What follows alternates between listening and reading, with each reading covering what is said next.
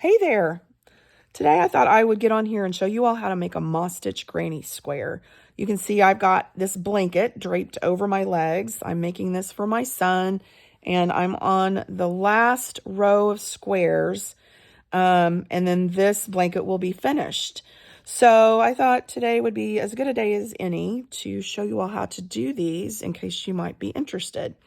This is a join as you go method, meaning I make each square, and then on the last and final round, I also attach it to the existing squares, and then that particular square is complete. And I love this method because when you finish that final square, your blanket is done, unless you want to put a border on it. But in my case, I really love these without borders. I mean, I think borders are pretty and everything, but I just love the simplicity of just the squares. So when I'm finished with that final square, I'm finished for good. And it's all done and ready to use. And I love that because when I'm making a blanket and I get to the tail end of it, I'm really just ready to be done. So this method is really ideal for people like me who get kind of impatient at the end and are just ready to be finished. All right, so let me show you how to do this. All right, so I zoomed in a bit, so hopefully you can see how to do this a little more easily. Moss stitch granny squares are worked in the round. So the first step of doing that is to make a magic loop, magic circle, magic ring. Those are all the same, just different terms for the same thing. And there are lots of different ways to do that, but I'm going to show you my preferred method. If you don't like this, definitely give it a Google and find a different way to make this that works for you. I like this method because this is how I start my slip knots. So it just is easy for me. All right, so take your yarn with the tail coming toward you, working yarn coming out away from you, and you're going to wrap it around your first two fingers, make an X, and then flip your hand over, and those strands should be parallel. And then I like to secure that yarn, the tail and the working yarn, with my thumb and ring finger just so it doesn't slip around or go anywhere. Then take your hook. The hook's facing down, go underneath the first strand, grab the second strand and pull it underneath that and twist up like this. Then I work my way up the hook and I hold this so that it's secure, and I let go of my yarn and get it on my hand the way I usually hold it when I'm crocheting. You're going to yarn over and then pull through that little loop that you pulled through your magic ring. And there you've got a chain one. And notice it looks like a little pretzel with a little chain attached. And that is a magic loop, or the way I like to do it. Okay, so let me do it one more time in case you want to see that done again or need to see that done again. So take your yarn, the tail is out toward you, the working yarn is away from you, wrap it around your first two fingers, make an X, flip your hand over, those strands should be parallel. I like to hold that yarn, the working yarn in the tail, with my thumb and ring finger to secure it. Take your hook and put it under the first strand, grab that second strand and pull it underneath there and twist it. And there's your magic ring, but then we want to chain up one to secure that ring. So the way I do it, some people do this a lot more gracefully than I do, but I like to just pinch that little loop and the ring, then grab my working yarn and yarn over, and then grab a hold of this here with my index finger and my thumb, and then just pull that through for a chain. So then you've got your magic loop with a little chain. If this doesn't work for you, by all means, go Google other ways to do it, because if this is going to be a pain, then it's just not even worth it. So anyway, but I've done this enough that this is not a big deal. All right, so you've got your magic ring.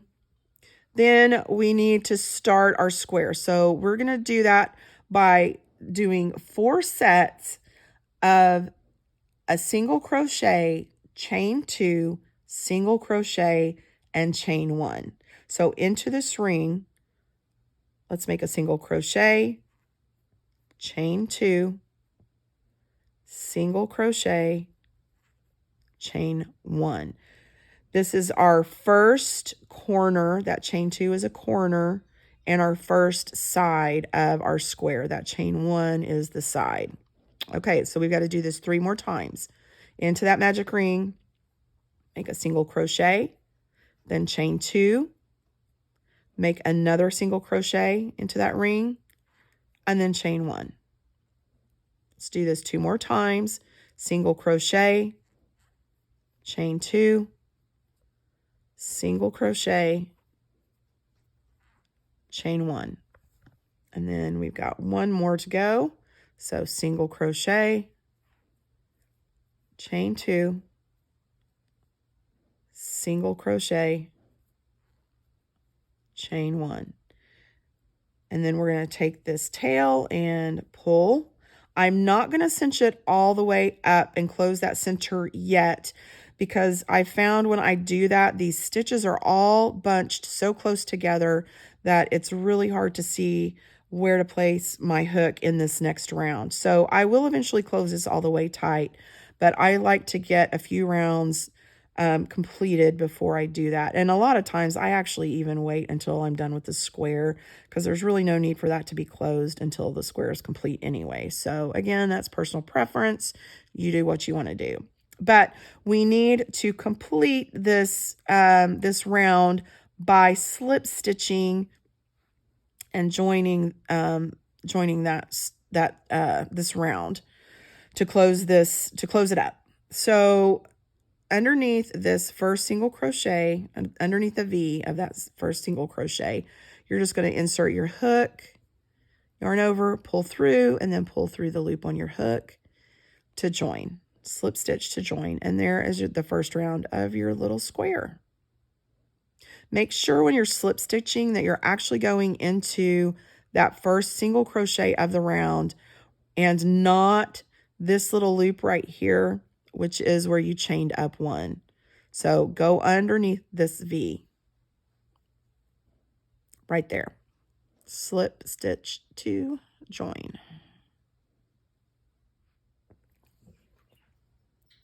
All right, let's work on round 2. Addie says hi. She's keeping me company while I do this. All right, so round 2, we are going to chain up 1 and turn our work. And most of the time when I'm doing crochet, I turn towards me. However, with this particular method, with working in the round, I have found that if I turn away from me, this join will lie a little flatter. If you turn towards you, it twists that stitch and a little bit of a ridge develops there. So I've just found that I like the look of the join better if I turn my work away from me. So you do it whichever way you want though.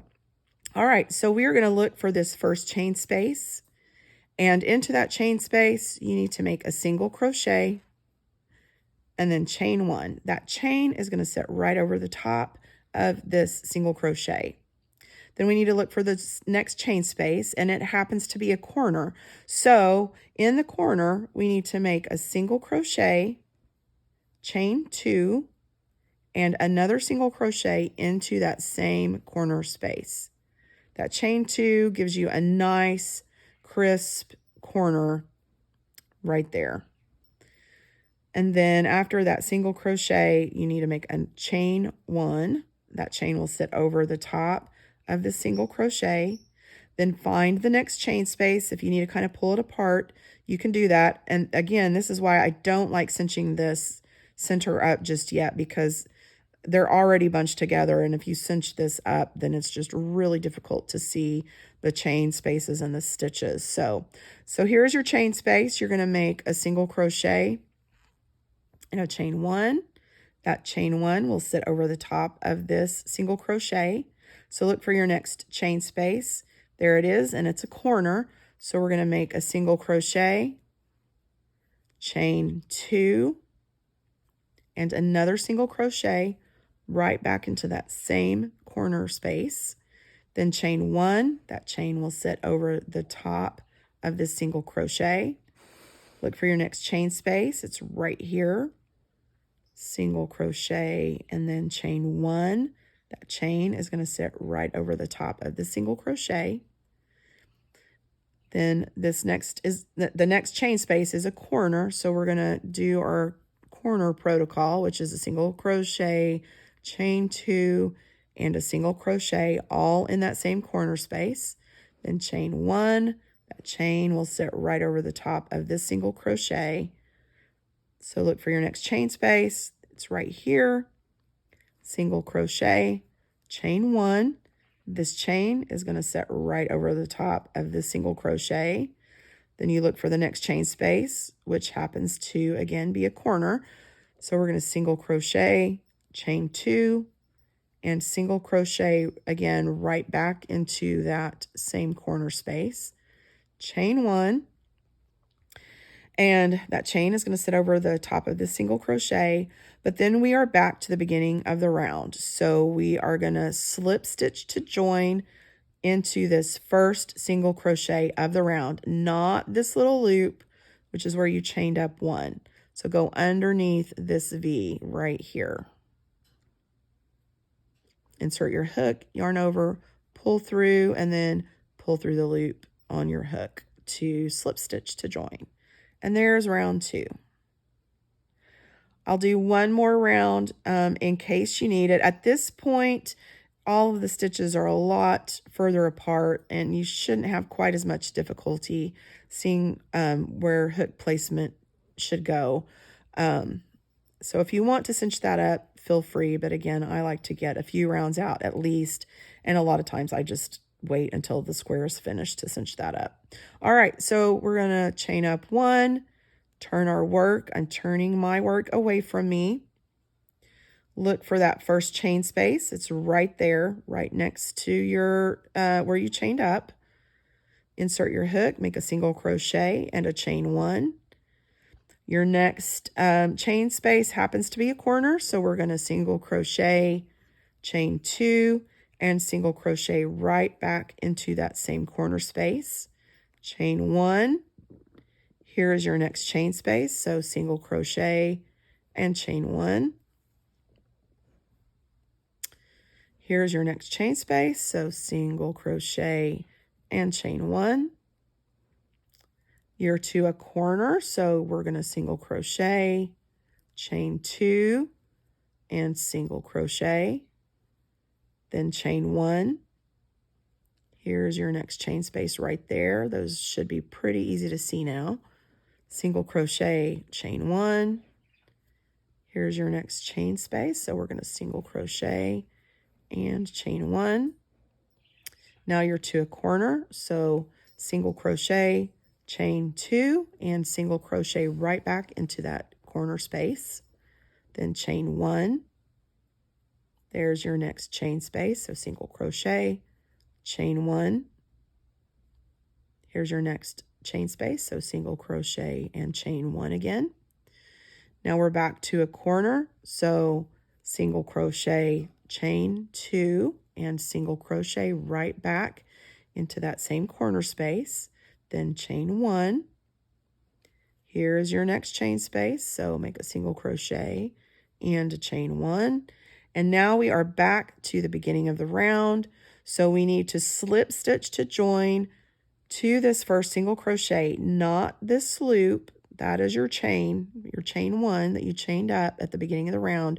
You want to go underneath the V of that first single crochet. So insert your hook, grab your yarn, pull it through, and then pull it through the loop that's on your hook. And there is your slip stitch.